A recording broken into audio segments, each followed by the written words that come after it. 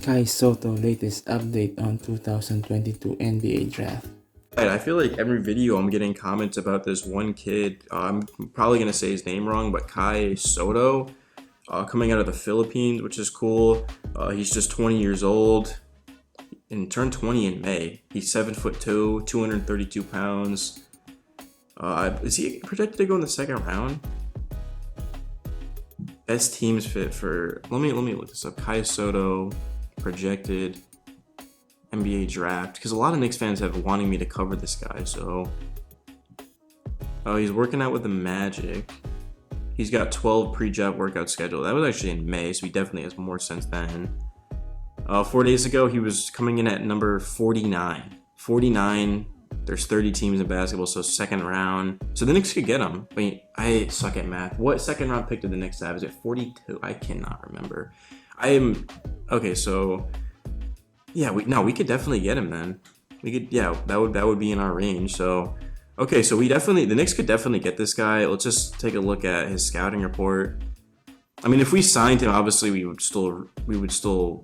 to draft him. Then we would sign him, but we'd still have Mitchell Robinson, of course. So we'll just take a look at his scouting report. I'm hoping he can shoot. If he can't shoot, I don't know why we would draft him, because we've got Mitchell Sims, so like he's got to be able to do something a little bit different. So I'm looking at his pros, and I'm just seeing solid and decent. I mean, I'd imagine he's a prospect, like he's a second round pick, so I'm not expecting this kid to produce right away, but. Let's take a look. So he's tall, agile. He's obviously a big man that he's playing in the NBL. He can rebound and block shots, and he will look to protect the paint to help his team defensively. He also has some post-up skills due to possessing deft footwork and shooting touch in the paint. He also appears to have shown an improved jump shot recently. Okay, he's improving his jump shot. And because he's playing over in the NBL, I mean, maybe that could help him come to the NBA and be a better player. So he is coming up the bench actually in that league, so he'll need to get stronger and more disciplined defender. I mean, that's the thing though, is I don't know anything about this kid. I'm just getting so many comments from Knicks fans, but that's why I like where the Knicks are, because imagine if we trade for Donovan Mitchell. Like, let's say we trade Emmanuel. We're gonna have to give up. There's no way we're getting Mitchell without giving up RJ Barrett, 3 first-round picks, Fournier, I don't know, Obi, something crazy like that. Well, now we have Donovan Mitchell, we have no one around him, and we're going to be expected to win.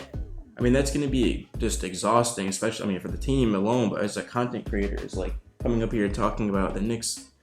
Man, like, I don't even think the Knicks would, do you think the Knicks would even, they would make the playoffs, but like, they would literally lose in the first round. I mean, the Jazz continue to lose in the first round with a better roster. Quinn Snyder, Rudy Gobert, another all-star. I mean, the Knicks don't have another all-star. The Knicks don't have an all-star to begin with. I mean, RJ, I think, will become one, but Julius Randle definitely is not an all-star. So it's like, see what I'm saying, bro? So if we do get this Sotto kid, we can bring him off the bench and really develop him and see what he's got.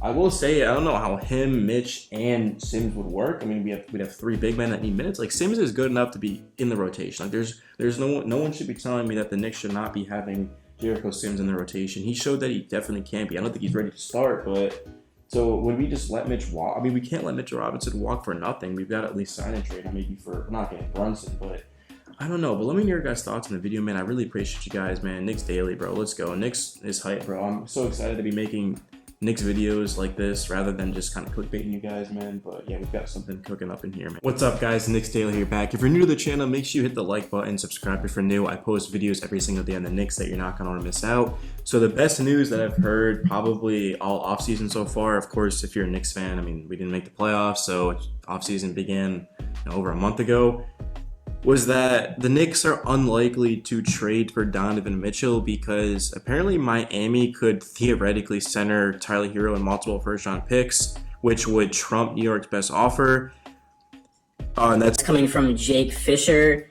I mean, obviously that's just like hypothetically speaking, like anyone could offer more than the Knicks. But at the end of the day, I don't think Donovan Mitchell would really change much for the Knicks because we've already got RJ Barrett and Emmanuel quickly. We also have a guy that we drafted in Quentin Grimes, who didn't really stay healthy last season, but he can shoot the basketball, of course, coming out of the University of Houston. We've also got Miles McBride. We've got our pick, of course, at 11. We've got Dallas's pick next season. We've got our pick. We've got a second-round pick this season. So we've got a couple of picks to work with. We've got a good young core. All the Knicks really need right now is just someone that can develop the younger players. I mean, Coach Tibb, I think he is a good coach, but I don't think he's really right for the Knicks right now because it took him too long to figure out what we had going. Like Obi Toppin, we didn't even realize that he actually was this good because he didn't play much. So, I mean, how do you draft Obi Toppin 8th, like top 10, and you don't even ever give him over 30 minutes? It doesn't make a lot of sense. So the Knicks obviously got young talent. I mean, the Knicks played better at the end of the season because they just committed to the younger guys and they were more explosive and more dynamic. And of course, I'm referring to a guy like a Taj Gibson. I mean, Evan Fournier, Alec Burks. We didn't really get to see Nerlens Noel because he's another guy that just can't stay healthy. But it's basically it. I was like Kemba Walker's another veteran, so we decided to just gotta get these guys out of the rotation, and even Julius Randle to an extent. And then we saw a guy like an Emmanuel Quickley and Mitchell Robinson and RJ Barrett and Obi Toppin. And when we did see Quentin Grimes, he looked really good. Like that Miami game that we won on the road was one of the best Knicks wins of the season. So the Knicks were exciting. I mean, turning on a Knicks game, definitely the past couple of years hasn't been ideal. I mean, I would say since, what would you guys say, of course last season was pretty good, but obviously it didn't end well. But like 2013, when we won 54 games, seems like forever ago. That was such a good year. But since then, there really hasn't been much to root for. I mean, I guess Porzingis for a little bit when we drafted him in the lottery, but of course we ended up trading him to Dallas. So, but right now, definitely there's a reason to watch the Knicks, just to see what happens with RJ Barrett, to see what happens in the draft, to see what happens just moving forward. Just because the Knicks, I can't even remember the last time they just drafted their team and continued to develop them. I don't know if it's ever happened. I mean, when I made this channel originally, of course I was talking about the games and I was talking about what's to come, but I mean, the idea was really because, I mean, when I started this channel, there was only like 2 months of the season left. So I was like, oh, the off season, there's going to be so much rumors for the Knicks, like trading and signing players. But I'm actually kind of glad that I don't think the Knicks are going to take that route, because that's why the Knicks have failed so much, is they make trades and they like trade picks and they trade for players that are maybe a little bit, not necessarily past their prime, but they don't have enough talent around them to compete. Like obviously the biggest one would be trading for Melo. I mean, it would be a mistake to trade for Donovan Mitchell, and the most viewed video on my channel is trading for Donovan Mitchell. So I mean, Knicks fans and NBA fans, they want to hear these rumors, but I mean, the Knicks are better off just, I mean, still, they can go out and get a guy like a D'Angelo Russell. I know a lot of Knicks fans don't want D'Lo because obviously maybe he's lack of defense, there's consistency, which is fine. But, I mean, if we're giving up Fournier, Burks, and, like, a Dallas pick, I really don't think it matters. But we've got to do something. I mean, Emmanuel Quickley, we're going to give him the keys, I hope.